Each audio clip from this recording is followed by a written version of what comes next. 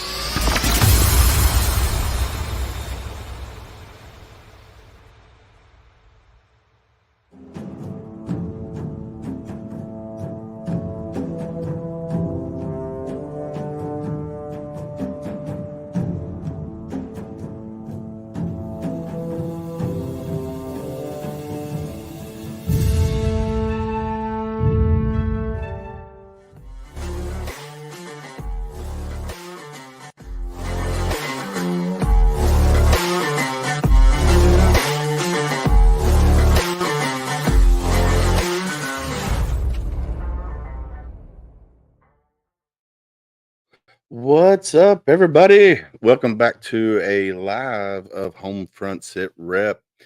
How is everybody doing? James, how are you tonight, sir? I am swell, sir. How are you? Man, I tell you what, today was a cold, rainy day in Kentucky, and tomorrow it's supposed to be freezing, so I'm not doing well. But anyway, I hope you guys are in for a hell of a show tonight. So, as I usually do, I scour the internet and I look for veteran podcasters, veteran-owned businesses, and I came up on this podcast called Triple Threat Vet Podcast. And I started watching them, and I tell you what, these guys are hilarious. Right now, we're going to be joined by two of them. We're working on the other two to join here shortly. But we are going to bring on the stage Mr. Ty Cobb and Mr. Matt. How are you guys doing tonight? Doing great. Amazing.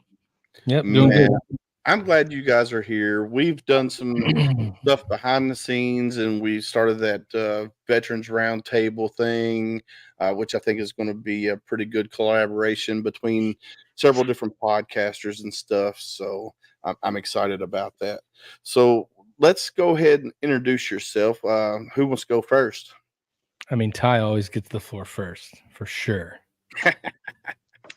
I'm Ty Cobb. I'm actually originally from Corbin, Kentucky. I grew up in Jacksonville, Florida, joined the military out of Jacksonville. I have 6 children. Whoa. Yeah, I know. It's kind of shocking sometimes. But yeah, I have 6 children, deployed 7 times, did 18 years, 7 months, and then got out on a medical. Lots of fun, lots of great times. If I had to do over, I'd do it over again in a minute. So Definitely. Nice So to be your nickname should be B Rabbit, right? No, his nickname is Deployment Baby. Maybe. There's Oh, something man. about you can tell how many times his ass deployed. Yeah. 6 children, 7 deployments. Oh man. Oh hell. Nah, I'm gonna leave that one alone. I'm just gonna leave that one there and let it just smolder. Yeah. Matt, go ahead and tell everybody about yourself, my friend. Yeah. So, Matt Johnson, I am a retired Navy senior chief. I did 22 and a half years in the Navy. I started with the Seabees. So, we allowed the Marines to come hang out with us in our battalions and tell us how to fight wars, but we probably didn't listen very much. And then I went from there to recruiting duty. I stayed there for a long time. I felt like a big reward for doing recruiting duty and getting letters from kids that said, you know, if it wasn't for their recruiter, then, you know, bad things would have happened. So retired after 22 and a half years. Now do a little bit of recruiting on a t-shirt company.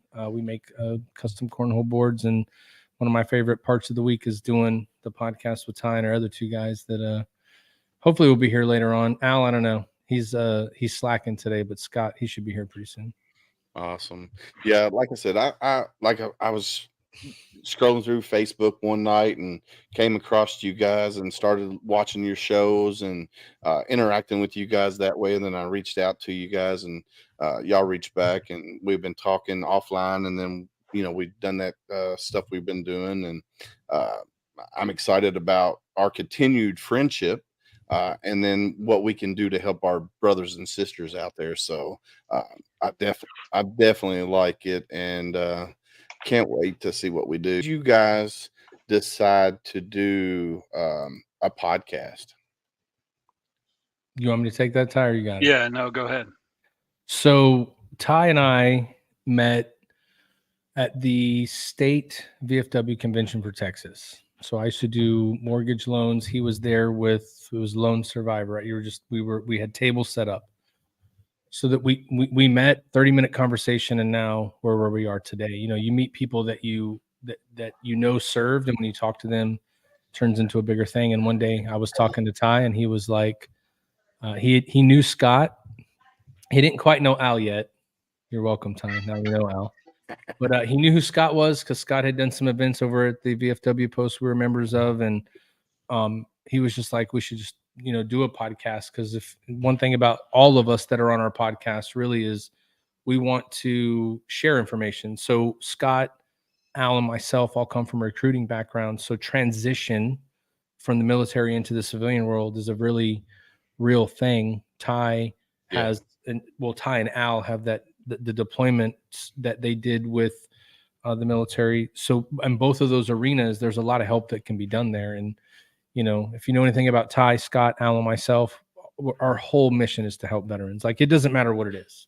If you want us to help, we're going to help. If it helps one person, we're going to help all. And we just decided to go ahead and put the podcast together and just talk about whatever. I mean, each of us know a whole bunch of different people. We've had some pretty memorable guests, but I mean, the whole focus of it really is to allow people to come on and tell their story.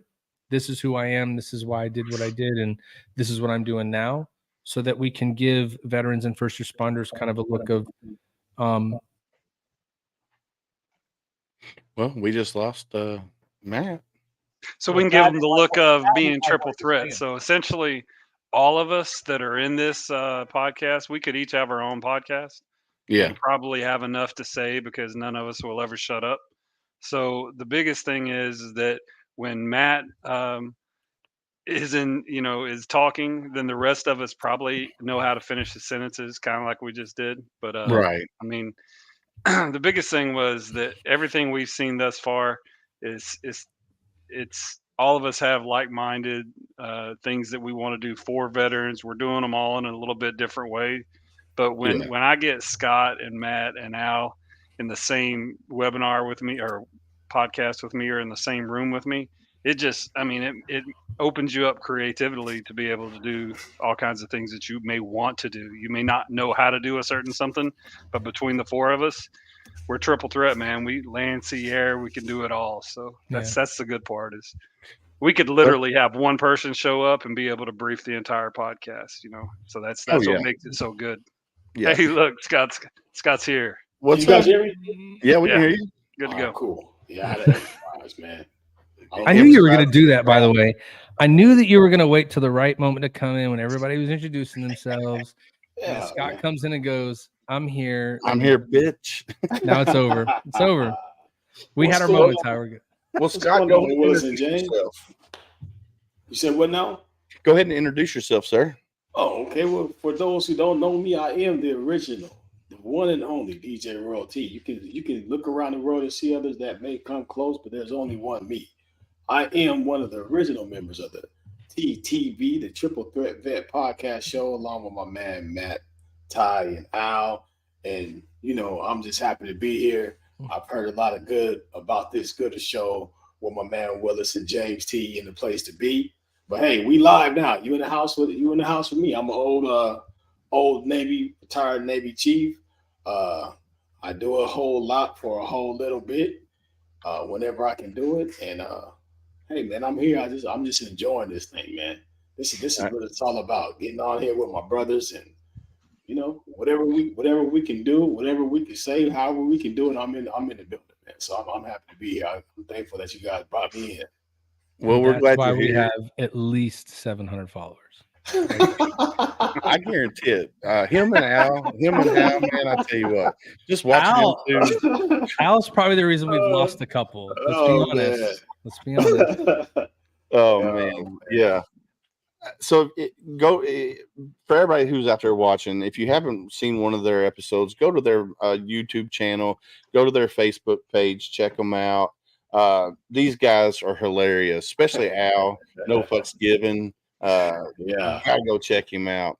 I think he's my stepdaddy in half the episodes. Yeah, pretty much. Yes, that. And what clicked with me with you guys is you guys are very much like-minded, like I am, very much like-minded, like James is up there. Where our sole purpose is, and what's up, Rick Ames? Now, Rick Ames is one of our newest sponsors for our podcast.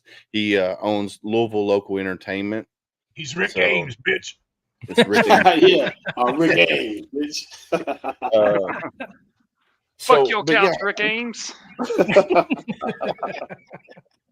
Yeah, man. I tell you what, because you guys are just, you know, when I watch you guys do what you do on your podcast, and you know, it's just like, all right, I fit right in with you guys, and it's just like these guys are my dudes, man. And when we reached out, we started talking, and Matt, me and you, and we had our meet and greet and stuff like that. It was just like, dude, it was meant to be, to talk to you guys and start working with you guys. And I appreciate you guys taking the opportunity to hang out with us on our podcast, and we're definitely going to have to repay the favor on your guys' podcast. Oh, yeah, sure.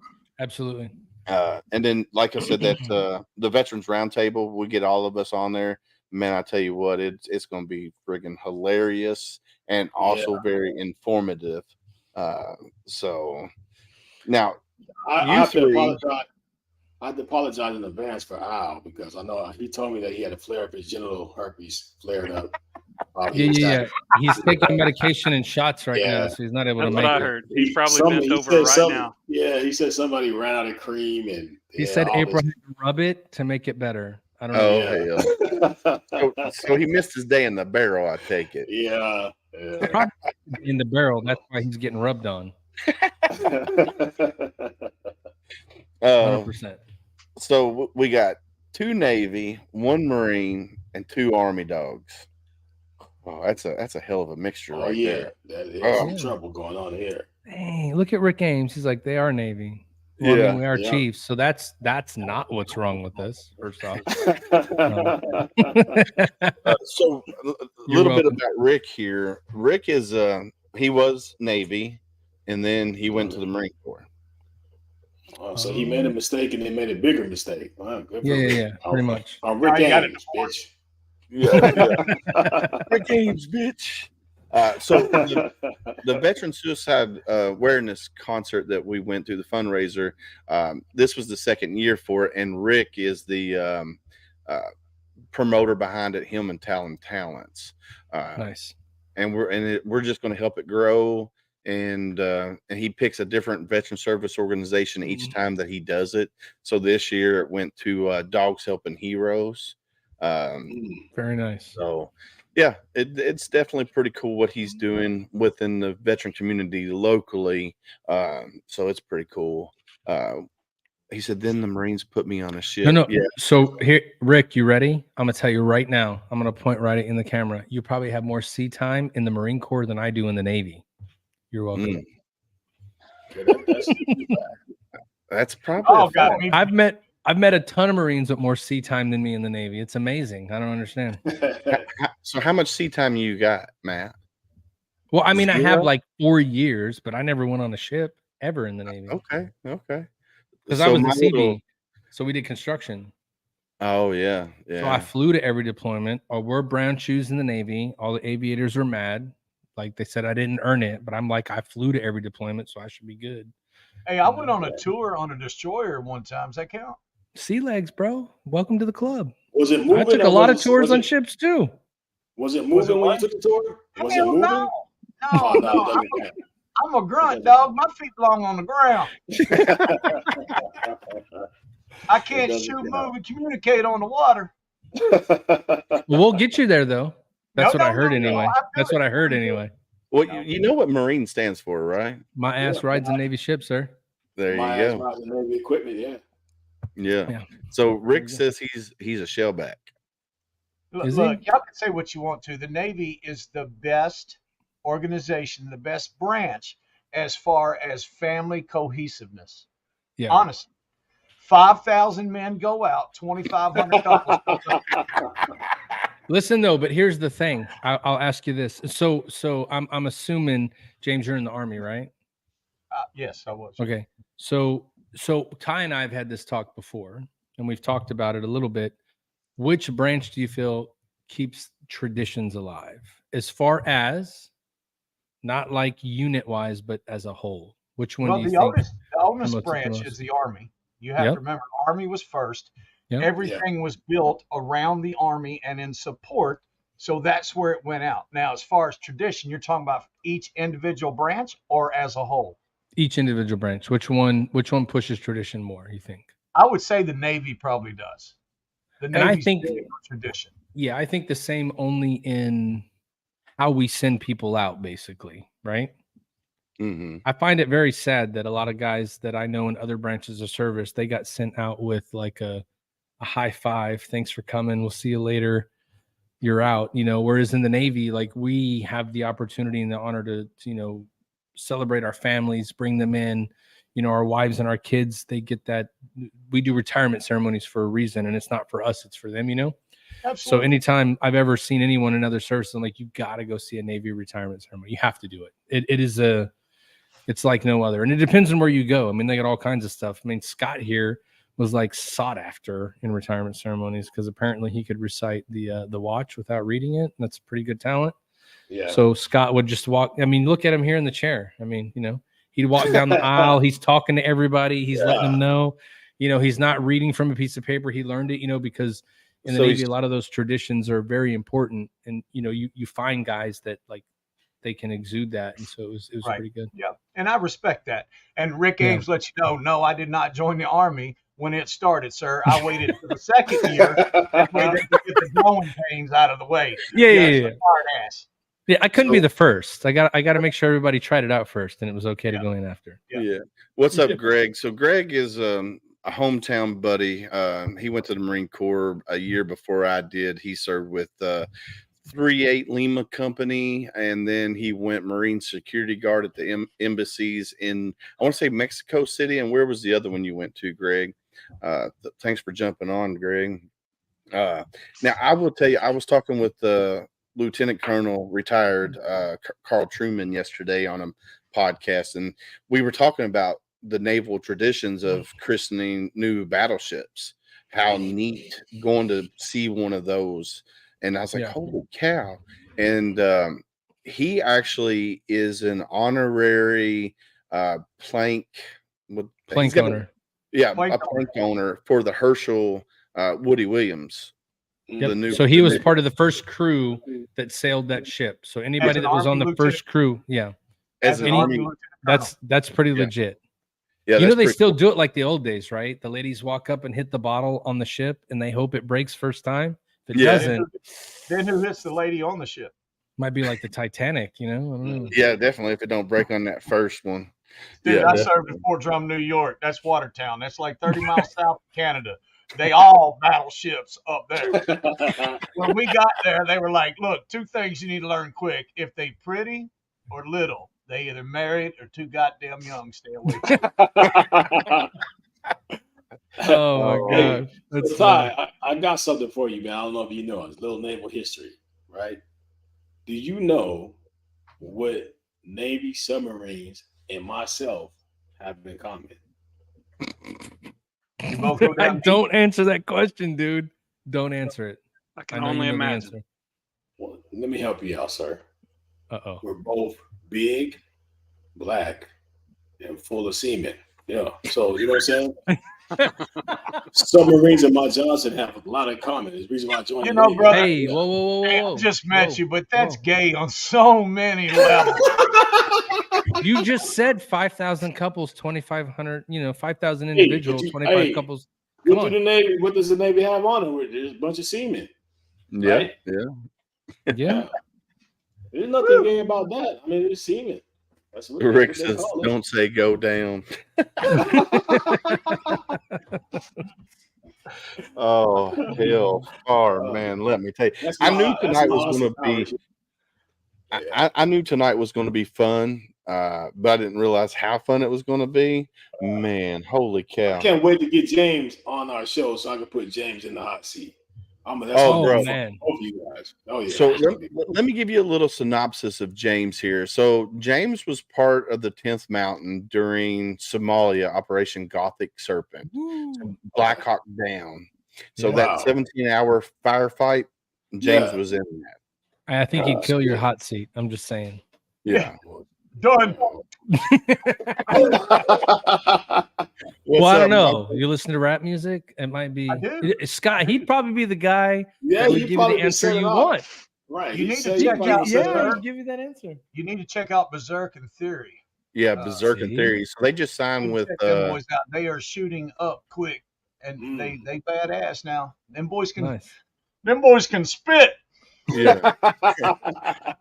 Little Homie Records, I believe is what it's called. They just signed with those guys. Okay. And Rick introduced us. So Theory, TH 30 RY. Okay. He's a Marine Corps veteran. Love it. Okay. And then you got Berserk. And then Rick is the one that introduced us to all these guys. Okay. Damn, Nice. man, they work at Rick James. BIC3RK, something like that. But Yeah. those Okay. boys are badass. I'm gonna check them out. So Willis, I was going to ask you. You asked us what made us want to do a podcast. What made you want to do a podcast? What brought you into this arena to do? And let's be honest, a lot of people start one because they want to talk and they want to do things, and they want to build it. But what was your reason for jumping into doing a podcast? All right. So for me, I was involved with a lot of veteran service organizations out there. Some good, some bad. And when I left my last one, I left because the founder and I didn't see eye to eye on things. And so I stepped away and I was like, man, I need to do something. I want to talk about veteran service organizations that are grassroots, that are actually out there doing good for veterans and not worrying about the veteran being a number, but actually, knows the veteran, knows the family, knows the story. And that's what we do. That's, I go looking for veteran service organizations. Like we did one out of Bristol, Virginia, which was Wayward Warrior Ranch. Elton East is his name. And what they do is they bring veterans to their ranch and they teach them horsemanship. They also teach, the Bible to them as well, because they are a faith-based organization. But they get to know that veteran, and they spend a week to 2 weeks with that veteran, and that veteran's allowed to come back anytime afterwards and go through the program again if he wants, or just come out and help. So what I wanted to do was get that information out there to veterans that might not know that there's an organization in Virginia that could help them that way, or down in the Panhandle of Florida with the Hope Project that does the same thing with equine therapy, but they also focus on the families as well in Florida. So, they're both equine therapies, but one does just veterans only, and the other one will do veterans and their family. And then, just being on here and talking with other veterans that are actually involved with those organizations and hearing their story, it helps me with my PTS, my night terrors that I have. Just being able to connect, because you guys, each one of you, have a similar story to what I have. It helps me. It helps me with that. I can't say it goes away, but it does help it minimize it to a point. Plus I love to talk, and I'm a Marine. So it made perfect sense to do a podcast. For sure. It took me 2 years to do it though. You see Or were you like trying to find the perfect way to do it? Marines try to find the perfect entrance point, and then like the battle's over. So I Well, figured, so like I said, I started looking, through the internet and looking at all the different veteran podcasts. I got you. But I started looking, and I wanted to see what wasn't being covered, because a lot of podcasts out there bring veterans on, and all they do is talk about their story. I wanted a podcast where a veteran can talk about their story, but also help other veterans when it comes to the different organizations that are out there. So that's kind of why I did it, and it's been going good so far. I've met a lot of great people doing it, and got a lot of information out there. So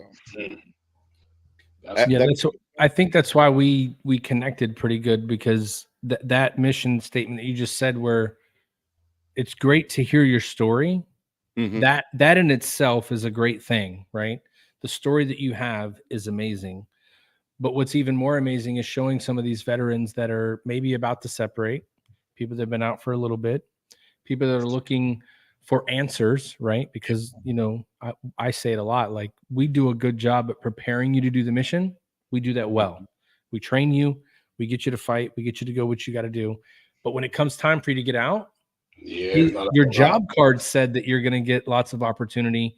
Right. But sometimes guys need to see stories of people that, like, when they got out, it was horrible, but now I'm doing okay. Like, I found my purpose, and I found a rhythm, and I found organizations to get into. And so I think that's why every time I talk to you, Willis, like, it's an energetic conversation, because for sure, your mindset and my mindset is like, who can we help? Not what kind of recognition can I give? And so that is like that's the founding of our podcast too, is we want to give information to people that they can use. We're not even worried about, how many followers you have, or how many people watch you, or how many people comment on you. Like, if we can help that one person, that's the most important part. One veteran at a time. I say it all the time. One veteran at a time. And this is the great thing about us being here together. You said something that I key on all the time. When I go to these places and give my little speak, I talk about me. I tell them firsthand, I don't care if there's 10 people in the crowd. I don't care if there's 1,000 people in the crowd. I want one. Right. I want to connect with one. Yeah. Because I promise you, and I tell folks this all the time, my story is not worse than yours. Right. We all do it differently. Yep. Although some people will sit back and say, damn, your story's pretty fucked up. Okay. Yeah. But yours may be too. But I learned the hard way to pull my own head out of my own ass. Yeah. And if I can do it, let me help you do it. Yeah. And we all know that there is no cure for PTS, but a good part of the therapy is talking. So when Warrior Rounds brings you down for what we call the retreat, that's what you do. You spend all day with an accomplished singer-songwriter, and you talk. Yep. And that songwriter is talented enough to articulate what you're saying and ask the right questions and build on that without putting you in a compromising position. Yep. It's like an expression of who you are, but it's valued at that point, right? Absolutely. Because the thing that I like is there's a couple of places that we work with that, like, their whole thing is to bring people together and take them on, like, overlanding trips or fishing trips or hunting trips. But their whole purpose is to get veterans and or first responders in the same arena, all those guys that have the same mindset, and allow them to be in the same group, so that if you and I, James, were somewhere and you're like, oh my God, I can't believe this is happening to me, I'm going to tell you, suck it the fuck up, right? Because that's what we do for each other. But what a lot of these guys hear when they come out is like, hey, this is how we can fix you. But somebody's going to go, well, that's crazy, because 6 months ago I was valued for this and now I'm not. Yeah, right. And so we like to work with people, like you just said, somebody that will, songwriters are unique because they can help you express who you are. Absolutely. In a way that people are like, oh, I can relate to that person now. And that's what a lot of the organizations we work with in Texas do. Yeah. Is they just I had a lady. We want you to come. I had a lady at a show in Parkersburg, West Virginia. And I talked to her that morning. And then in the process of us talking, I was trying to explain what Warrior Rounds does. She let me know that at a young age, her father committed suicide. Mm. So I immediately pulled up a video of a Gold Star family, 3 little kids that we had down there, talking about their daddy. When he come home from Afghanistan, he became one of the 22. So I connected with her all of a sudden. Now, she's not a veteran, but her husband was. And what she told me was her husband was in Somalia after we had left. And she said, he won't talk. Right. And I said, no. He will talk. He won't talk to you. And here's why. He'll take a bullet for you in a second. No questions asked. You are his number one. Mm-hmm. But he does not want to bother you with something that you just will not understand. Right. So when he got there that evening, after a glass or two of liquid brown courage, I had him go around the other side of the table, watch the videos. I played my video, and he crossed his arms and tears started coming out. I had him. And then we started talking. Now his wife standing beside him is she's crying. And she said, I've never heard this. Right. And I said, I told you, because he doesn't want to bother you with something that you just may not understand. You know, that's crazy, James, you say that, because, you know, for me, you know, I tell Matt and Ty and Al all the time, you know, when you come out of something like that, you do all those years. For me, this is my safe place. When I talk to you guys, this is my safe place, because I know, even though we come from different backgrounds, one thing about it, we understand each other, right? Yeah. So, you know, I'm not one of those guys who puts color on things, you know, and I never done that. I tell Matt all the time, but I can be in the room and I can be the only one that looks like myself, but I feel safe because I trust you guys, because I know what we've all been through and what we have as a common core as being people who have served. And like you say, when you don't talk about things to your wife or your kids, or they're not going to understand that kind of a bond, right? Because when you are taken away from your home and your life depends on the person that's next to you, that's wearing the same uniform as you, you don't see color, you don't see whatever they've been through, you don't see how they were raised. You just see, hey man, I want to come home because I want to see my kids again. I know you do too. So let's do this. Let's do it to the best that we can, so that we can get home. But there's a lot of things that we put behind, that we kind of block out, and it comes to us, whether it's in our dreams, or if it's in traffic, or when somebody says something, or somebody, like I have a problem with people standing over my shoulder, right? It's just those are the trigger points that most people won't understand. Yep. And so we don't talk about it, because it's like, what are you talking? That doesn't make any sense. And for a veteran to hear that doesn't make sense, it's automatic cutoff. You know for sure. Yep, absolutely. You know, like sitting in the back, facing the door, right? Sitting to where you can see everything in the room, right. Making sure that you are the. Sometimes it is the first or the last in the door. It really depends on what you did. Right. And so a lot of people don't like they don't get it. You know, like I'll tell you now, with me and Ty, there's a lot of times where I'm like, hey, you want to sit there? And I know Ty is like, yes, that's where I want to sit. Mm-hmm. But here's the crazy part, is I don't need to sit there because I know Ty's sitting there. Right. So there's a lot of, there's a lot of that. Like, so when you meet people and you understand that they've gone what you've gone through, it's like, it's one of those things where I know that's better. Like, again, I know that's better for him. So I want him to do that. Right. Right. But I'm not doing it because I'm like, some shit pops off, we're good anyway. So you know what I mean? We're okay. Well, it took my wife a really long time, my wife and children, to understand. Like, when we go to church, if they try to make me move into the center portion of the aisle of the church, I can't do it. I have to sit on the end. Absolutely. And either I sit at the very front of the church, or like 2 rows back, or at the very back of the church, close to an exit. So just in case some shit goes down, I'm ready to go. Yep. And 99% of the time, I usually have a piece on me when I'm in church. Same thing with the concert. Amen. Same thing with the concert. I have to sit on the end of the row of a concert, and I make sure the wife, when she gets tickets, that's the seats that we get. and it took her a long time to understand that I didn't feel comfortable doing that. Mhm. And big crowds, if somebody can get behind me, my head's always on a swivel. Right. And she's like, "What are you doing? Why are you looking around like that?" I'm like, "You never know what's going to pop off. You never know." Yeah. Yeah, Uh, we went to a volleyball game. My wife played volleyball at Sam Houston, and we went to like a reunion game for her coach had been coaching for like 40 years. So we went there, and we're in there, and I'm looking around. And I told my daughter, I'm like, "Hey, if somebody was to come in here shooting right now, which way would you go?" And Yeah. she was like, "What?" And I'm like, "These are the things that you're not thinking about, but it's on my mind all the time. With large crowds of Yeah. people, the way the world is moving today, I'm always thinking about how could I save somebody and how could I save my family and get out of here." Yeah. Yeah. And she's like, "That is so weird, Dad, that you would even think that." I'm like, "It's not." You know, when for us again, for us, it's not. It's a lot of things that I think benefit us from having these things because there's a lot of things that we can relate to and talk about in different scenarios and different situations where we all struggle. They're different, but they're one and the same. And that's what I feel.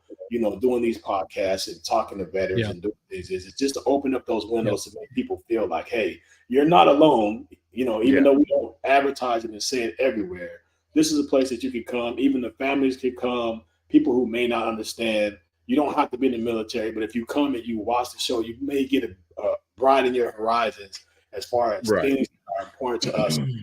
Like I saw Todd reading off some of the people that had become a victim to the 22 that he knew, and it's an emotional thing. Just to even say their names and know that they're gone will bring emotion out of you because these are your friends, these are people, these are your battle buddies, but they're not here anymore. You want to speak about them to honor them, but the hurt and the pain that you feel, you have to swallow and lock it down and continue to move on. And sometimes until you say their name or somebody says something to make you remember, you kind of feel selfish that you're moving on and they didn't. You know what I mean? Yeah. And that's another part that I think that people don't understand. But there's a lot of things that we deal with mentally that when, people say, PTSD, oh, you guys are just trying to get this and trying to get that. I would tell people, do 20 years of something that intense, and I guarantee you it'll have some kind of effect. And one of the things that I hate, one of the sayings I hate is time heals all wounds. No, it does not. Time doesn't heal shit. What time does is give you time to learn how to deal with it differently. That's what time. Yeah. Or not. Yeah. Yeah. I mean, I know a lot of, we have a good friend that lost a child very young, right? A really good friend. Time doesn't make that better. You know what time does? Time makes you ultra sensitive to what is the other kid doing? Where are they at right now? What are they going on? Where's it going? And so when you experience something like that, time helps, but if you approach time in the right way, if you surround yourself with the right people, like you just had a comment on here, Willis, of a guy that was like, I've done all these things and it doesn't help. What would be your advice? My advice would be continue to find people that are like you. Continue to reach out for veteran service organizations. Go to your VFWs, go to your American Legions, find where they have veteran specific events, find a charity that you can get involved in, find something that gives you that purpose, that makes you feel like you're giving back the way you did when you were in. And that is the thing that helps the most. And if you can do that, it's not going to make it better because it's always going to be there, but it's going to help because now you're going to be around like-minded people. So I would just tell you, continue to keep pushing. Yeah. And talk about it. Yeah. Like James is saying. Now you brought up a point just a second ago. My brother died in 1994. He was 10 years old when he died. I was 15. Time has gone by. And it has made it somewhat easy, but it's still there. The pain's still there because I think about it all the time. What would he be doing? What kind of man would he be? Time did make it easier, but it's still there. And there's days that, it gets me and it's just like, holy cow, it's like, what the hell? Well, my oldest daughter, she has 3 children. So I got 3 grandbabies. And then my daughter that passed away was my second child. She was just a couple years behind Jennifer. So there's days that it's like it just happened yesterday. But every day I think about how many grandkids could I have today? Yeah. What would they be like? What would she be doing? You know what I mean? Yeah. So time doesn't heal the wounds. It gives you a chance and an opportunity to deal with it differently than you did when it first happened. Yeah. Well, I think too, like being in the military teaches you to deal with that differently, right? Like if you Yeah. think about it, if you were never in the military and you were in your family, like you're gonna miss your loved ones, your family that was there with you. You're gonna miss them forever. But when you serve with somebody that protects you and keeps you safe, right? They're your battle buddy. You go to war with them. There's a different bond that is formed. You have a different outlook to that, and so now your outlook is that way for everything, because it's almost like you value that stuff even more, right? Yeah. And it's hard to put it into words and understand it, but it should be something that would be celebrated. But now, like again, somebody said it earlier, like, oh, you guys are just trying to get more. Right. Like, no, I Yeah. really don't want more. I promise. Yeah. I That's what you don't. want. I wouldn't wish this on you or anybody else in the world, but like it's just What it's was it reality. last week? We were talking about how we act when we come Yeah. home. What's missing? Right. And you just hit on it again. I mean, we hit on it all the time. There's a cohesiveness there that can never be broken. Right. Yeah. It's sad to say, but the majority of us trust our brothers and sisters that we were with in the military Right. more than we trust our family members. That's true. But you were around them more, and they Right. It is the in way some that you were cases they around. did more for you, which Yeah. is a bad thing to say. But like in some cases, there's people out there that someone that they were with down there did more for them than anybody could have ever done. And sometimes your family doesn't realize that you're here to talk to them today because of that person, right? Yeah. Yeah. Yeah. I come home from combat. I buried my daughter, and I had my first major divorce in 16 months. And then my family sits back, scratches their damn head. Why in the hell did you just try to drink yourself to death over the next 8 years? Right. No reason. I was, Right. I was No going reason. through a couple things. I told I was Yeah. 22 years old. I was a young man. Yeah. So typically at 22 years old, not in a combat situation, but a regular 22-year-old man, most folks, their dealings with death is a family member that's passed away, a friend that's passed away. Mhm. We go to the funeral home, we see this dead body, we pay our Yeah. respects, we mourn, blah, blah, blah. Yep. You're in combat, you see the worst part of death. Yeah. And I told Mama the one thing I'll never forget is when it was over and we were taking the dead off the top of the APCs and putting them in the makeshift morgue. We rode one young man over, and we had the white UN APCs, and immediately the whole side was covered in blood. Mm. And I told Mama the only thing that went through my mind is I know this young man's dead before his mama does. Mm. Yeah. Yeah. How do you forget something like that? You can. No, you can't. Nope. That's an image that's always going to be burned into your brain. Yeah. I knew that young man was dead before his mama did. Yeah. Yeah. I did a lot of time in Washington, D.C. In the ceremonial guard. So I did over 1,000 military honors funerals. So I spent more time at that Arlington Cemetery than most people would want to. And it got to a point to where, I was dealing with stuff before I even got there. So emotionally, we're not able to show any kind of emotion or any kind of, anything. So we go through all these funerals. We see all these people crying. We see all this caskets, and you see all these graveyards. And we're walking over graveyards, and we're carrying bodies to their final destination. And we're walking over bodies that had been there. So it got to a point to where I was so immune to funerals and death that I couldn't show any emotion, right? So I had no emotion at all.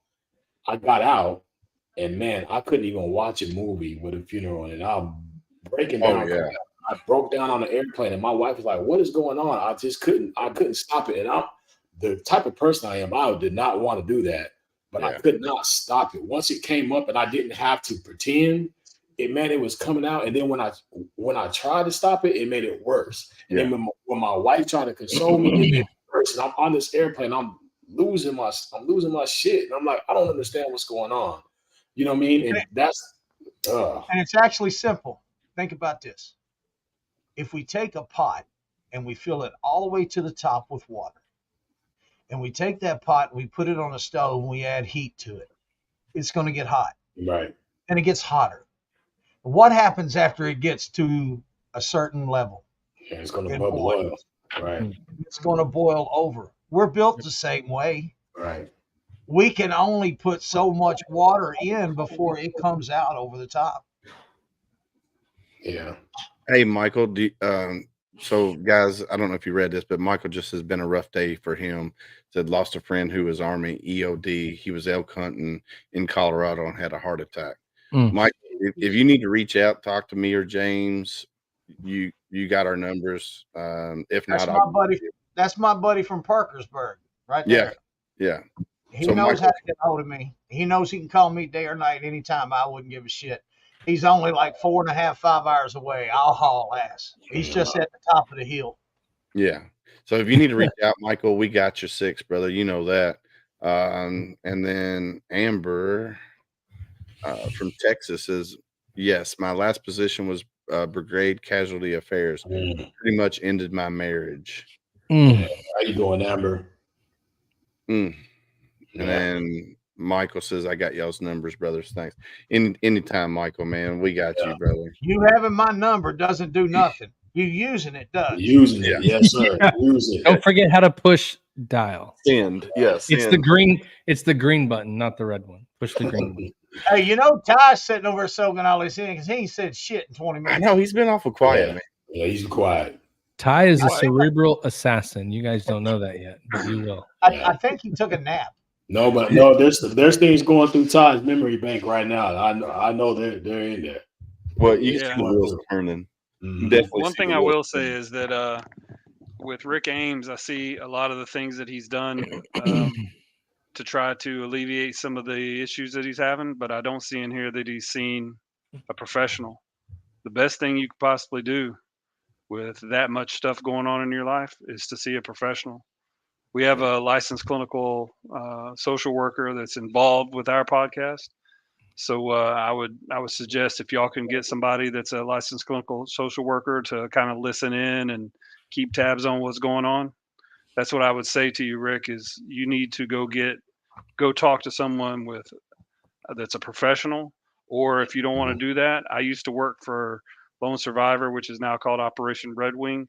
They have accelerated resolution therapy that can help a lot of that stuff, alleviate some of it.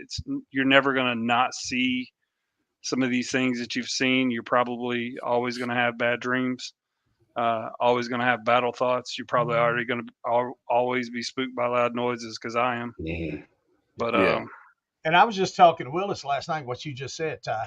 We're going to have this show. We're going to have a retreat and then a show like 7-8 weeks later. I want a trained individual on site, because when these folks start talking, sometimes this is the first time they've ever talked. Right. And they can crash, and they can crash hard. Oh yeah, really bad. I want somebody there to help as much as a trained individual can until that ambulance gets there. Yeah. mm-hmm. Because look, I'll talk to you till I'm freaking blue in the face. I don't care. But I'm not trained. All I can teach you is what I know. I'm not an educated person, but there's folks out there that are. Yeah. And sometimes Mama used to say, hang on, I'm going to tell you how she said it.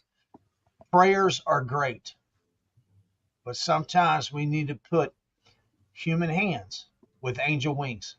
Wow. That's a Kentucky thing right there. I've heard that. My grandma used to say that. You saw I Ty like put that. the hands up Yeah. right away. Yeah. Absolutely. But if My you grandma think said about that that, if you think about that, prayer is always good. I'm not a religious person, but I do have faith. However, you got to do something. You can't just stand there and pray for somebody. Right. It's not going to help them. So I told Willis and his wife last night, I said, we need somebody there. Yeah.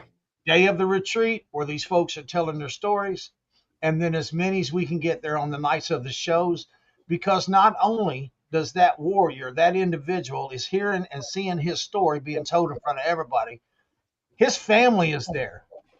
Maybe they've never heard it before. maybe they're not going to take it real well. Yeah. So somebody that's trained in a crisis intervention is so essential when you start dealing with severe chronic PTSD, folks. It really is. Yeah. Mhm. So, Rick, you're saying you don't talk to your buddy James, Steve K, just because he's a friend. I mean, I can kind of understand that, but you also need to probably talk to him about what's going on. For one, it's going to be confidential if he is so he's a professor. I don't know if he's got like a practice or whatnot, but you should talk to him because your friend's going to understand you, who you Right. are, and then he's going to actually understand you a lot more by you telling him your story, what you saw, what you didn't see, and all that good stuff. So, Rick, me and you talk a lot. If you ever need to reach out, you can reach out to me or James up there or one of these guys here. Yeah. Reach out to any one of us. You know that. For sure. And the amazing thing that I find out about, and I've talked to a lot of people, a lot of folks that's been in combat, especially an extended period of time combat, they just totally lose shit. Now, Yeah. we were in 3 major firefights in Somalia. The last one just happened to be the big one. On one of those firefights, we were at a get together not too long ago. One of my buddies was like, "Well, you don't remember spraying that alley that had those guys in it?" I'm like, "What?" And everybody starts laughing. They're like, "Dude, you sprayed." Rules of engagement. We couldn't shoot you unless you had a weapon. Right. So these knuckleheads would go in this building. They shoot the shit out of us. We'd shoot back. It stopped. They come out in the alley. They all be looking up at this damn 3-story building that we're on top of. Then they go back inside and they start shooting at us again, and the bullets are getting closer. So allegedly, what the story is, these knuckleheads, after 4, 5, 6 times of this going on, about, I don't know, 5, 6, 7 guys come out there in this alley and they're looking up, and somebody had an M249, which is a squad automatic weapon. They call it a saw. Mhm. And I laid some rounds down range. And they said they were down there wiggling around and falling down. We didn't get shot at no more that day from there. Mhm. It's amazing how, but see, I don't remember. I've got 5, 6 guys telling me, "What? You don't know?" I don't remember it. You know what that Because is, right? your mind blocks it out. Mhm. You know what that's called, right? It's called What's fog that of called? war. Fog of war, where you don't I like remember it. Mhm. I mean, Yeah. so I'll tell you right now, I can be scrolling through TikTok and all of a sudden I see those soldier homecomings. You know what I'm talking about, where soldiers come home. Yeah. Man, I tell you what, some of those bring a freaking tear to my eye. Oh yeah. And it's every like, time. holy fuck. Oh yeah. And same thing with military funerals that are on there, where the dog goes up to the casket. Oh yeah. I saw that, man. That broke me up. Oh, dude, I'm telling you, Or when the family goes up to the casket as they're bringing it off the airplane. That's the Yeah. worst Oh. fucking one. Yeah. Imagine carrying one of those off the airplane and hearing those mothers totally crack. yeah, Right. And you're carrying a casket that only has maybe some boots in it. Maybe some uniform items. This may because the whole this may be body's a not little in there. this may be a little morbid, but after the big firefight, they brought in a plane, and it was full of empty caskets.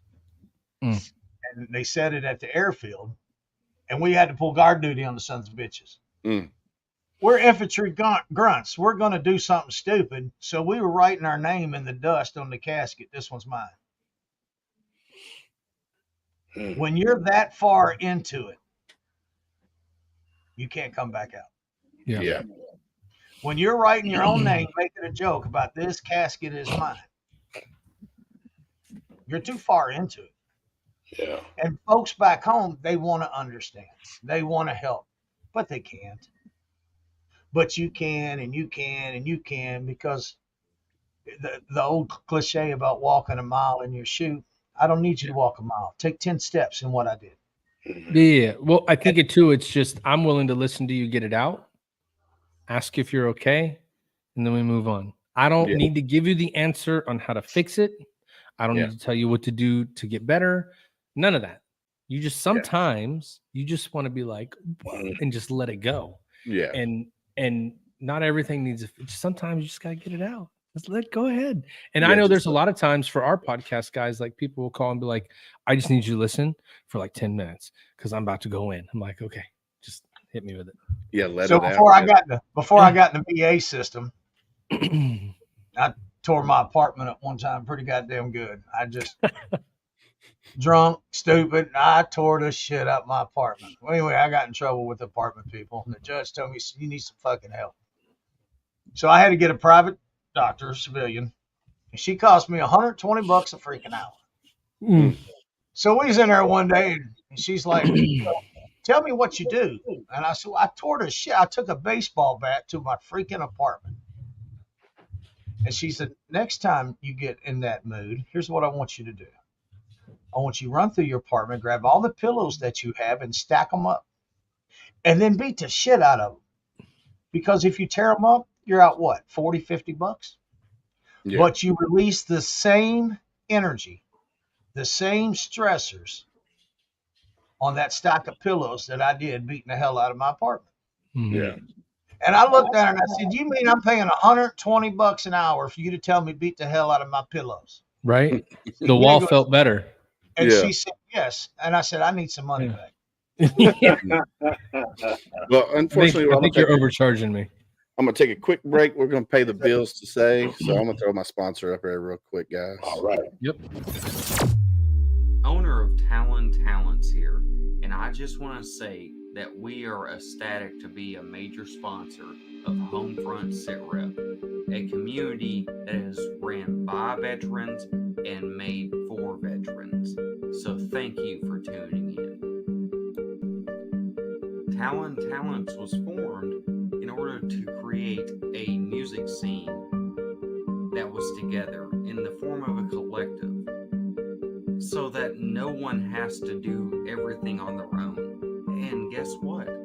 We've been doing this for free for over a year.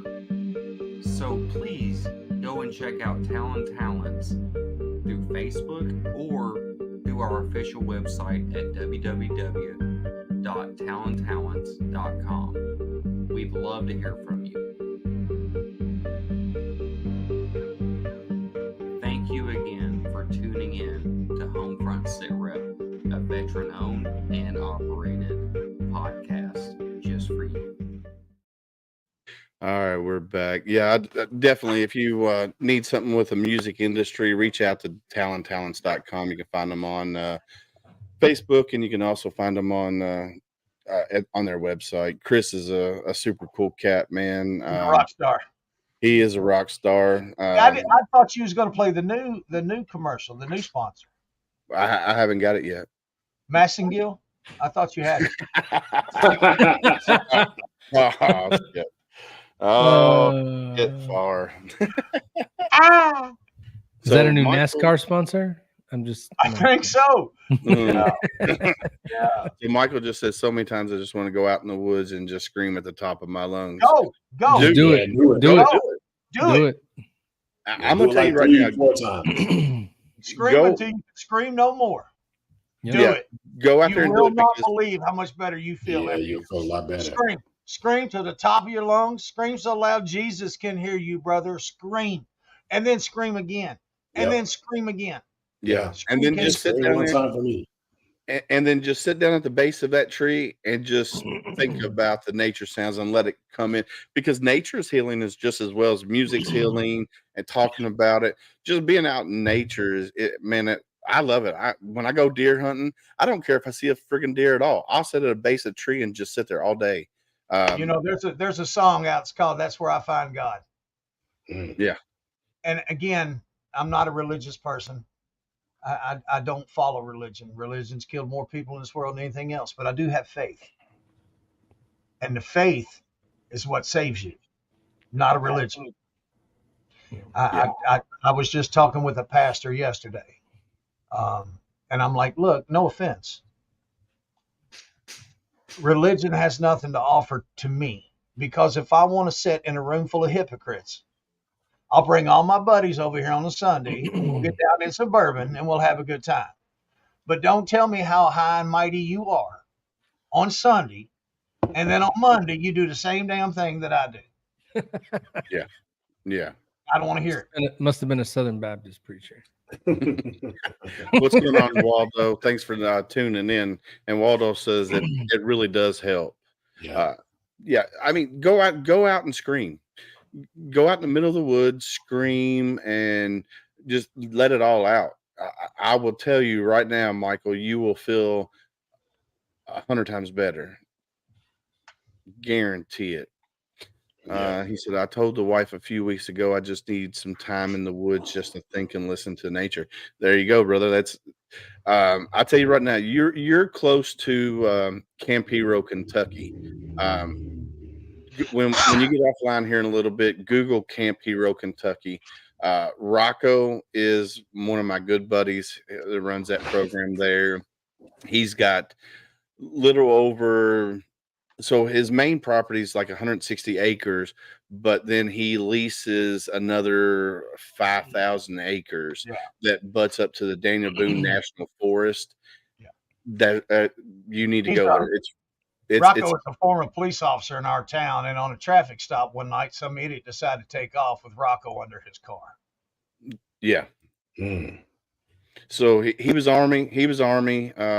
Got out of the Army, then became a local police officer, doing a traffic stop at a gas station.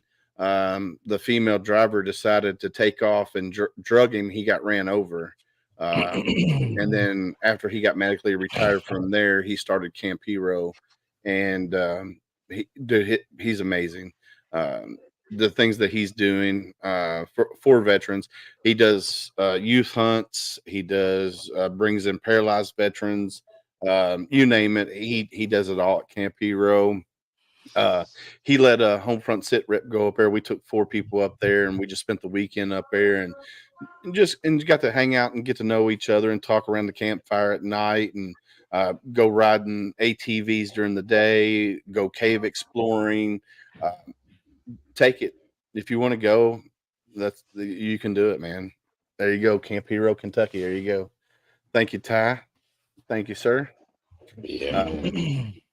Yeah. So That's I what mean, I'm there's best a at, lot of producing and sitting in the background and not talking. right.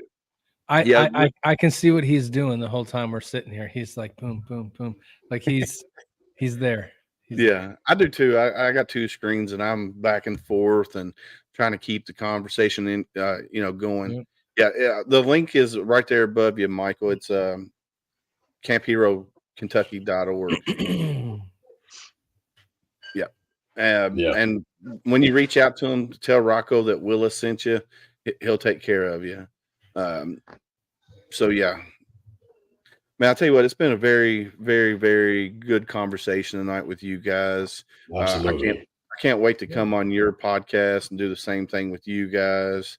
Because man, I'll tell you what, you guys are just amazing. I know you guys have only been podcasting for 5-6 months now, maybe a little longer than that, and the reach that you guys do with the people that you bring on and the topics that you talk about, it's simply amazing, man. I tell you what, you guys are doing a great, fantastic job with what you guys are doing. Thank you very much, man. Thank you, man. Thank you.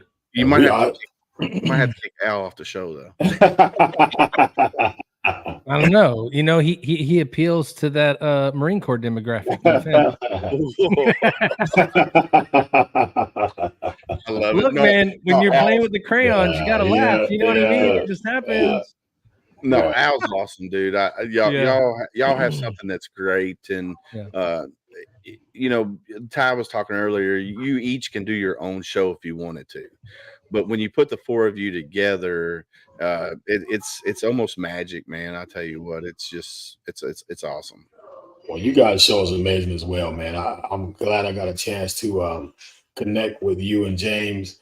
You guys, when you look back in your careers and you serve, I've been around people who are similar to both, and I know a Navy version of James T, and I know a Navy version of Mr. Willis, and like I said, I look at you guys as brothers. Since we've been on here, I extend that to you guys. If there's anything sir. that I can do or help in any realm or whatever it is that you guys are doing, I'm here. I believe in what you guys are doing. I'm thankful for it. I think that people need it, hear it from all angles, rough, smooth, indifferent, however it comes out, because we're all one. And I'm thankful for what you guys do as well, and appreciate Yes, that sir. you guys offer to have us on your show. It's absolutely amazing. James, you're muted up there, brother. I think James is trying to score a date. To be honest with you, he may be on the phone. I think Deep in it I don't right know now. if he knows he's muted. But we might need a DJ when Matt Oh, yeah. and Ty comes. We might need a DJ to MC the show. So Absolutely. You just give me the word. I got you. James, unmute your mic up there, brother. You got your mic muted. You got your mic muted, sir. I don't know if he's talking to us or not, but no, he's bullshitting right now. You could tell he's bullshitting. He may be on the phone. He may have took that phone call. He may have. maybe he might be talking on the phone call. No telling. So what do you guys got coming up on your podcast? We have a lot coming up on our podcast. Go ahead, Matt. Thursday, we're talking to Laura Murray. She is the founder and runs an organization called the Rescue for PTSD. Her main mission is to train service animals. And the thing that we love about her is it can be your animal. She can find you an animal. She can have somebody board an animal. And the key there is the veteran's not going to pay for it. She's going to get them trained. She's going to get them hooked up with them. She's going to make sure they're good to go.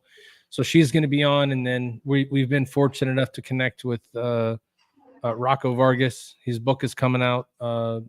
And we're going to get to talk to him and learn about the book. Just have a conversation with him and be able to share his message and then we've got a lot of other people coming up, people that I've served with, Ty served with, Scott served with, and so it's a wild ride. You get people that reach out to you every day, but we've got a lot of big stuff coming up in the future. You guys are coming on at some point. Yeah, just be ready. I was gonna have it for you, but that hot seat is no joke. I'll tell you that. Yeah, and I'll tell you what, I was never a believer of understanding what service dogs or pets do for you. Yeah, I didn't believe in that in the beginning. I used to think it was just a thing. But when I got out, my sister gave me a dog, which turned out to be my service dog. And I would tell you, I've never had a connection with dog before. I've been terrified of dogs my whole life. But now that I have one, like you see here, Kingston, come here. This little guy here, he's a little guy. But this is my homie, man. I would tell you, anybody who is ever thought about it, even if you never thought about it, like it's crazy because like he knows how to approach me. Like he knows I don't like dogs in my face or climbing up on me. So when he comes to me, he'll come and immediately turn himself and lay down this way. Like I didn't teach him that; he just automatically knows it. Yep. He's very protective. It's awesome, and so I'm a believer of that. So I'm very excited to see what she's going to bring and what she's going to give to us because it's a great thing. But I just wanted to put that out there. This is my little man Kingston. Yeah, it's my little homie right so here. What you're saying is your dog twilighted you. He imprinted on you. Yeah, pretty much. He pretty much did. Hey, Michael, Ty just put that link out there for that veteran service organization for dogs. So Michael is on a list with Canines for Heroes down in Florida, but they told him he couldn't get a dog until 2025 because they have a waiting list. Michael did the Arizona chapter of AT&T Veterans. Dan, did he help you out at all? No, we talked about him reaching out to Dan as well. Well, I would tell him to tune in on Thursday, ask a whole bunch of questions. Yeah, definitely. Go like Triple Threat Vets podcast. Yeah. They're live at 8 p.m. East or Central Time, right? Yep, 8 p.m. Central. Yeah. On Thursdays, and they have really, really good information, and you can ask all kinds of questions with the lady when she's online. Absolutely. Yeah, I put her email information into the chat there. So if anyone has any questions at all, just contact me or Matt or Scott or Al on our messenger, and we'll get you in touch with her personally. She literally lives 5 minutes from me over here in my neighborhood. So So I need to get y'all hooked up with Dan McSparron. He's a Navy veteran. He runs, or his wife runs, the AT&T Veterans Arizona chapter, which is, I run the Kentucky chapter here, and they started a service dog program underneath of AT&T Veterans, and they actually are partnered with a trainer. They also partner with some airline personnel that will actually help transport the dog from Arizona to North Carolina, Florida, wherever, and it doesn't cost the veteran a dime. Wow. So That's awesome. So yeah, we've flown with the Rescue for PTSD. We've flown in people from across the country, and it's same. There's no cost for any of it. So a lot of good programs like that, but you know, they're I guess they would be regional. You know, I don't know if she's going to service someone in Rhode Island, but we'll try it for sure. I know absolutely. She's brought people in from North Carolina, Kentucky, and Idaho. There's been a couple other places, but so that's like Dogs Help Heroes here in Kentucky. They service a 200-mile radius from Louisville, so 200 miles they'll service. So a lot of those organizations are regional, like you said, Ty, and but you know, some of them are will go nationwide, and like Canines for Warriors does, but they're so big, and like everybody wants to go there. Matter of fact, I tell you what, there is one we got coming up. He's in Missouri. Canines for the Front Lines. He's in Missouri. We'll have him on here soon. His name is Jason. He does the same thing with service dogs and stuff like that. So I'll have to share that information out too. For sure. Well, fellas, I know you got things to do. We got things to do. It was great talking to you guys tonight. Absolutely. Thank you. Y'all want to say anything else before we head out, or? Oh, don't get us started on that. Say something before you head out. Yeah, that's kind of our we thing. could be here for 20 more minutes. Right, yeah. I would tell you though, like, we appreciate the opportunity to come onto your podcast and Absolutely just talk with you guys for a little bit, learn more about you.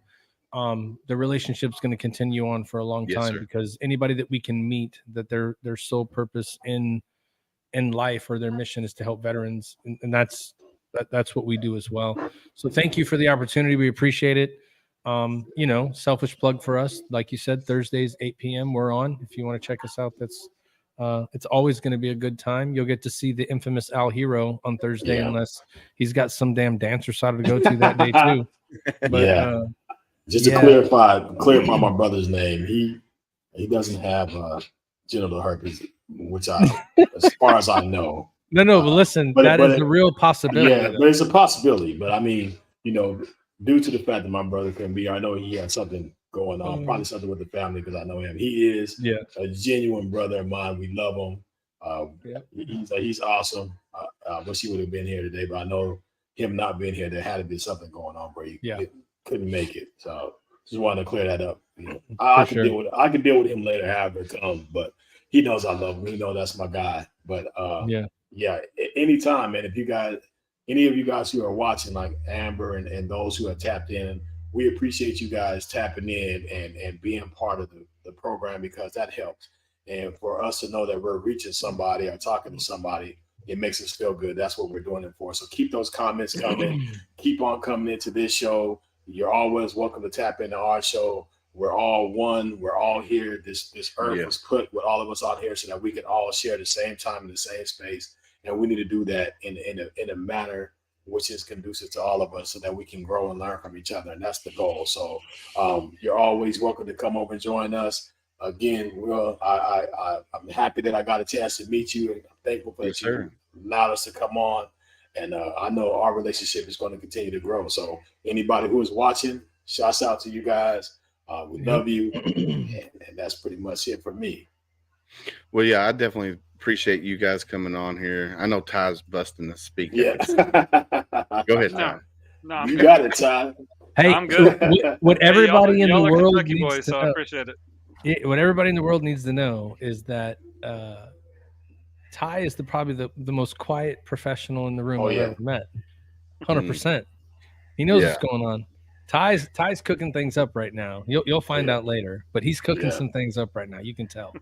Yeah, Ty's. I tell you what, when we were doing that veteran roundtable and we were talking about this music podcast that we are getting ready to kick off with Rick Ames and Talents. I got another Marine Corps veteran, Bill Rawson, to be hosting that and talking about music and healing. And Ty's like, well, if you need any help doing producing or whatever, he said, I'm your man. I was like, cool. So Ty, you guys have been amazing. And man, I can't thank you guys enough for coming on and sharing this, 2 hours or however long we've been on. I don't know how long we've been on. For like 15 minutes, man. But right. It seems like it's just right around the corner. And now you guys got listeners out in West Virginia. Because I know when me and Matt talked, he's like, man, I never knew somebody in Kentucky would be listening to us. Now you got somebody out in West Virginia listening. And hopefully he'll continue to watch you guys. And I'm here to support you guys just as well as I know you guys are here to support me. And if we can help one veteran, like where's Michael's comment? Right here. This comment right here. This is what makes it worth it right here. Oh, yeah. That's what makes it worth it right there. Yep. So with that being said, my wife is texting. She's like, is it dinner time yet? With that being like said, we already passed that. I ate already. I know, stuff right? To do tonight. I know, right? So with that being said, like I always say, guys, stay safe out there, and we got your 6. Absolutely.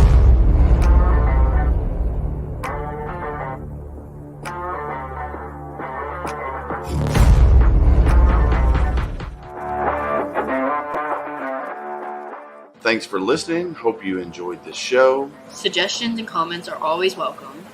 Cannot wait to have another great show with y'all. Don't forget you can find Homefront Sit Rep on Apple, Amazon, Spotify, or wherever you get your favorite podcasts. Stay safe out there. I got your 6.